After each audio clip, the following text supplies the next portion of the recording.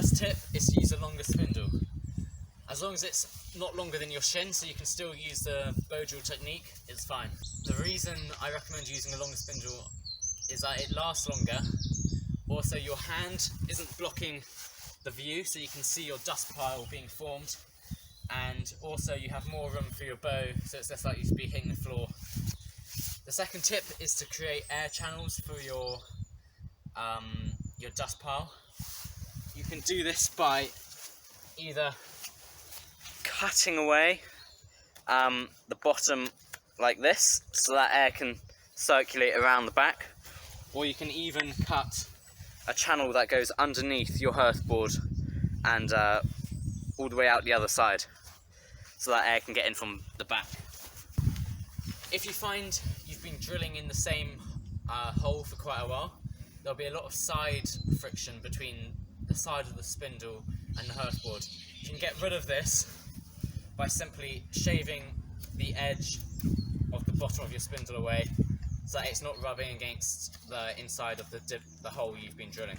You can use a thin, flexible bow for tension. Bend the bow like this, twist in your spindle, and then release, and the tension's being supplied by the flexibility of the bow. You want to lubricate your bearing block to reduce friction. You can either use leaves, you can use sap. However, my favourite material is using fat wood, because the sap in the fat wood means you don't need to add any extra lubricants. Another method you can use is by actually burning in the end of the spindle that goes into the bearing block, because once it's burnt, it's harder. Then once it's burnt, you can rub the end of the spindle through your hair or side of your nose to get the oils from your body onto this, and then you're going to put it back into the bearing block and push down as hard as you can and twist slowly like this. And what this is going to do is harden the end of the spindle and polish it. It's quite shiny, and this reduces the friction a lot. You don't want your notch to go all the way to the centre of the divot, because while the rest of the spindle wears away, the middle won't wear away, leaving a little pointy bit, which has unnecessary friction and doesn't look very good. A quick way of getting your spindle matched up with the hearth board is to carve a nice point on the end of your spindle like this, and then all you need is a small hole in your hearth board, and then now this won't slide around when you're burning in. If you're struggling with putting enough pressure down with your spindle, you want to choose a smaller diameter for your spindle.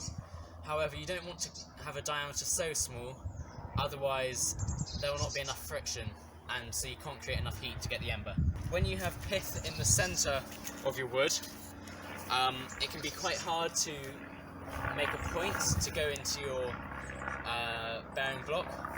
So what I do is I put a stick like this into the pith, and then this bit goes into the bearing block. You can also do the same on this side, but obviously for the side that goes into hearth board you want to carve it flush. The easiest way I found of attaching your cord to your bow is by making splits in your bow like this, and then tying a little bit of string around the bottom so that the split doesn't go down further. You can make this split by just hammering your knife down. Yeah, so one end of your cord just has an overhand knot, and that goes down like that. For the other end, what you do is you put it through the split, then you go around and under the cord once, and then another half time, and then back through, and then this is locked in place. If your cord is slipping around the spindle, just wrap more than once. So that's once, you can do it twice, you can do it 3 times as well, and that just creates more friction between the cord and the spindle, so to stop it slipping. You don't want your cord to rub against each other, or it can wear all the way through and break. So to prevent it rubbing against itself, what you can do is angle your bow and also angle your spindle. So you can see my spindle's angled this way and my bows are angled down, and this means that the cord doesn't rub against itself. If I was to angle the spindle that way and angle the bow up, you can see the cord's rubbing against itself and it won't last as long. If you have slightly damp wood, then you can use drying cycles, and basically what a drying cycle is you just use quite a high speed but a low pressure, and this creates heat but doesn't remove material, and the heat will evaporate the moisture. So you just go high speed, low pressure until you see steam and smoke being produced, then lift the spindle out of the divot, wait for the steam to go away, then put the spindle back in and repeat until you feel the spindle and the hearth board are dry enough. If you find your hearth board's quite wobbly, you can just put a wedge of wood like this under the hearth board, and this just stops it wobbling around. You want your powder to be dark brown, nearly black in colour and fuzzy. If you use too little speed and too little pressure, the dust is going to be light brown. If you use too much speed and too much pressure, it's going to be very black and overcharred, and it might even form little rolls, a bit like when you rub out pencil with an eraser. You don't want this to happen because the little rolls have a large surface area compared to fuzzy dust, and so it's less likely to ignite. And also, if it's overcharred, a lot of the material has already been burnt, so it's just less likely to ignite. For the final burst, I usually do 10 strokes of maximum speed and maximum pressure. If the floor's wet and muddy, you want to get your hearth board off the floor. You can either do this by laying down conifer boughs or maybe bark on the floor, or you can also move your hearth board up onto a log. To stop the cord slipping on the spindle, you can actually rub pine sap on the spindle to get more friction. You want your spindle to be on the outside of the bow, because if it's on the inside, the spindle's more likely to be hitting the bow, and also you can't use the full length of your bow. You don't want to waste the dust that you've created in the burning, so just put it on the ember pan and actually use it instead of throwing it away. If you find your spindles popping out of your hearth board because of your notch, if you angle your spindle this way, then it stops it popping out that way. You can tighten your cord by pressing down with your thumb and pushing up with your fingers, and this just creates more tension and stops the cord slipping.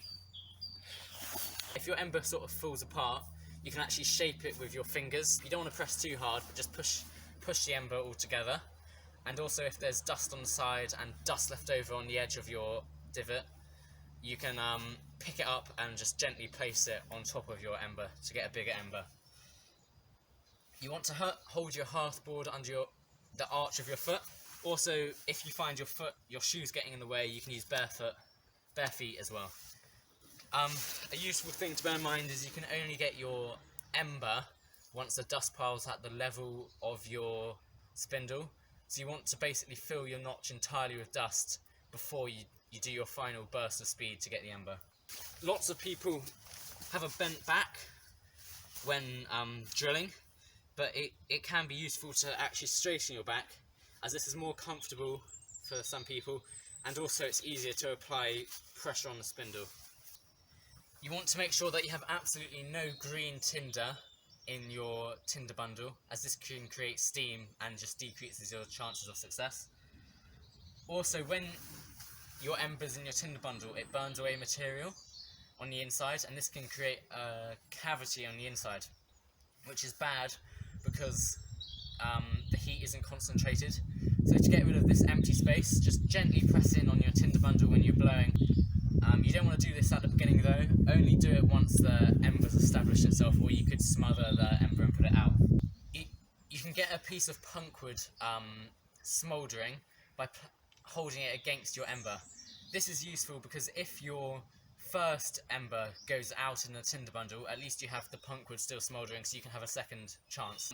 Also, instead of blowing on your tinder bundle, which can make you quite lightheaded, just waft the tinder bundle through the air like this to give the ember oxygen. Here are some techniques I use for creating a spindle out of a larger piece of wood.